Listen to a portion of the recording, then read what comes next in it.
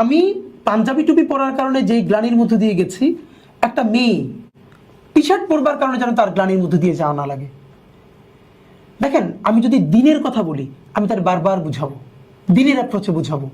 কিন্তু আমি যখন তাকে, মানে এটা কি হয়, বাংলাদেশে এমন একটা হয়েছে জানেন, বাংলাদেশের আলেমদের মূলধারাটা, তারা তো মিডিয়ায় এত অ্যাক্টিভ না, কিছু ফেসবুক সেলিব্রিটি এই স্ট্রিকটা নিয়ে যেমনিভাবে বাজে কথা বলে, এটাতে আমি নিজেই মাঝে মধ্যে মনে হয় যে আমি যদি এই কালচারের একটা ইসলামী মূল্যবোধ সম্পন্ন পরিবারের না হইতাম, আমি তো মনে হয় এদের ব্যাপারে বিদ্রোহ করে বসতাম।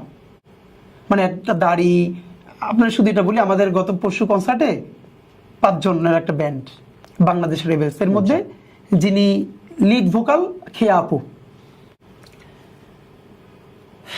এটা অনেকে কষ্ট নিবে, এরপরও বলি, খেয়া আপু আমার একটা স্ক্রিনশট পাঠাইলেন প্রোগ্রামের আগের দিন, যে বলে ভাইয়া আমি চাই না আমার কারণে আপনার ক্ষতি হোক, প্রোগ্রামটা লাগে বন্ধ করে দেন। দেখেন, কনসার্ট তো অনেকের পছন্দ হবে না, তাই না? যার পছন্দ হবে আসবে, যে হবে আসবে না। একটা ছেলে মাথায় টুপি আছে, মুখে দাঁড়িয়ে আছে, সে ওই আমি যে পোস্টার দিয়েছি এর মধ্যে তো একজন মেয়ে, বাকি দুপাশে 4 জন পুরুষ, এসে কমেন্ট করছে, একটা নারী 4টা পুরুষ, 4টায় মিলে একটারে টপাটপ টপাটপ টপাটপ। স্ক্রিনশটটা এখন আমার ফোনে আস। আমি বললাম যে এই লড়াইটা এত কঠিন, আমি বললাম আপু প্লিজ আপনি এগুলো পড়েন না, আপনি কালকে আসেন দেখেন কি হয়। এরপর তো অনেক লোক এসছে, ভালো হয়েছে।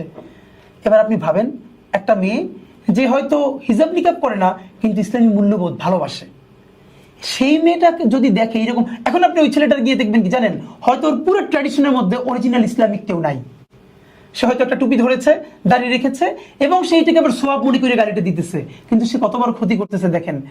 আজকে এই খেয়াপু যদি এটাকে পার্সোনালি নেয় এবং এই ছেলেটাকে পুরো একটা রিপ্রেজেন্টেশন হিসেবে নেয় আলেম সমাজের, তাহলে বাংলাদেশের ইসলাম, মুসলমান, আলেম সমাজের কাছে ব্যাপারে তার কি মনস্তত্ত্ব তৈরি হবে বলেন? তাহলে এইরকম হাজার হাজার মেয়ে এই মনস্তত্ত্ব নিয়ে আপনি এখানে কিভাবে দিন কায়েম করবেন?